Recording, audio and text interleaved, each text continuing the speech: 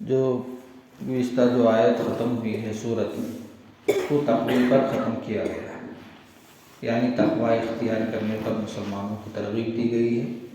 اور اس کے اندر بھی جو ہے، اس سورت کے اندر جو سورہ نساء ہے، نساء کے جو معنی ہیں عربی میں عورتوں کے آتے ہیں، چونکہ زیادہ تر اس کے اندر عورتوں کے احکام اور حقوق بیان کیے گئے ہیں، اسی وجہ سے اس سورت کا نام ہی نساء رکھ دیا گیا۔ سب سے پہلے اس کے اندر تو اس سورت سے پہلے جو تقوی پر ختم کیا گیا ہے، اس سورت کو بھی تقوی پر ہی شروع کیا گیا۔ اس کے اندر سب سے اہم بات یہ ہے کہ آدمی جب تقوی اختیار کرتا ہے تو اس کے تقوی اختیار کرنے کی بنیاد پر اللہ کے احکام کو اور نبی کی شریعت کو اپناتے ہوئے جھجکتا ہے اور اس کے خلاف کرنے سے ڈرتا ہے۔ تو اس لیے زندگی کے اصول و ضوابط اس طرح گزارنے سے زندگی کا جو نظام ہے آسانی کے ساتھ، ترتیب کے ساتھ گزار سکتا ہے۔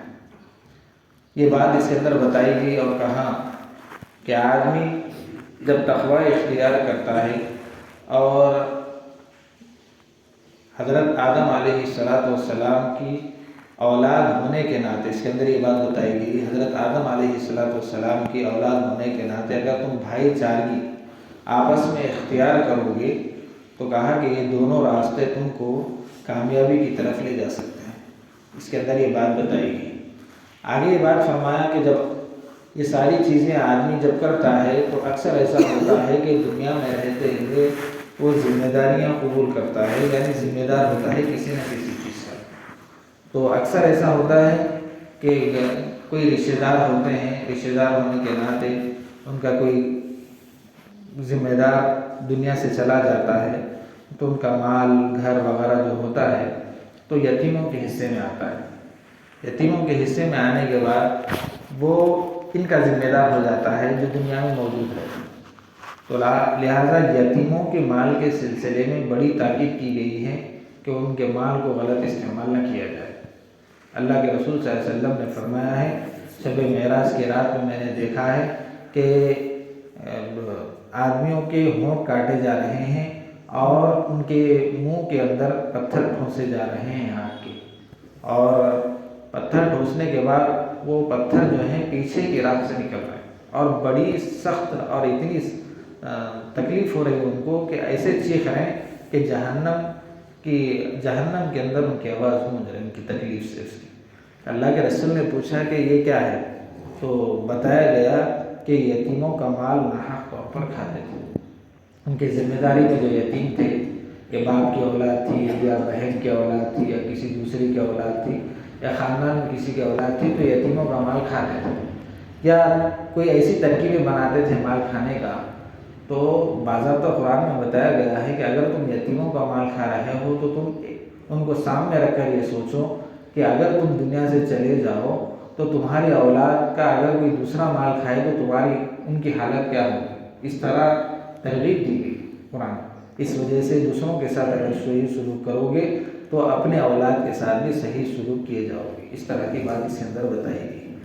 اور تیسری بات یہاں پر جو ہے میراث کا مسئلہ بیان کیا گیا ہے۔ میراث کا مسئلہ قرآن میں جو بیان کیا گیا ہے وہ تو اشارتاً ہے، تفصیلاً جو ہے علماء سے بقدر ضرورت جب بھی جیسی بھی ہم کو ضرورت ہوتی ہے پوچھ لینا چاہیے۔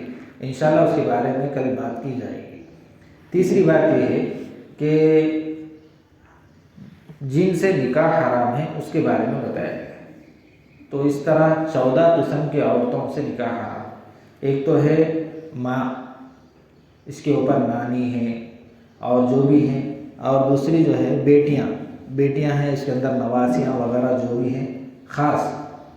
تو اسی طرح بہن، پھوپھی، خالہ، بھتیجی، بھانجی، رضاعی ماں یعنی جس سے دودھ پیا ہو۔ دودھ پینا مطلب بچپن میں دودھ پینا ہے، اور دوائی وغیرہ کے طور پر اگر استعمال کر رہا ہے تو دودھ زیادہ رہنا، دوائی کم رہنا، وہ مسئلے الگ ہے، علماء سے معلوم کریں۔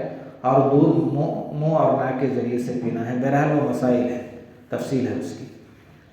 رضاعی ماں، اور جس ماں کا انہیں دودھ پیا ہے ساتھ میں جو بچی یعنی اور اس ماں کا اگر کوئی اور بچی دودھ پیتی ہے تو وہ بہن بھی اس کے اوپر حرام.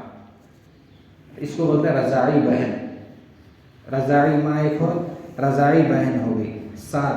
ساس سے بھی شادی نہیں کر سکتے. سوتیلی بیٹی یعنی اگر آدمی بیوی کے مرنے کے بعد یا دوسرا نکاح اگر کرتا ہے تو اس کے ساتھ اگر بیٹی آئی نوجوان تو اس سے بھی نکاح نہیں کر سکتا. اسی طرح بہو سے بھی نکاح نہیں کر سکتا. اسی طرح بیوی کی موجودگی میں سالی سے نکاح نہیں کر سکتا. تو اس طرح 14 عورتیں اسلام میں حرام کی گئی ہیں، محرم عورتیں ہیں. آپ ان سے نکاح نہیں کر سکتے. ان کے علاوہ جس سے چاہیں نکاح کر سکتے ہیں. یہ بات بتائی.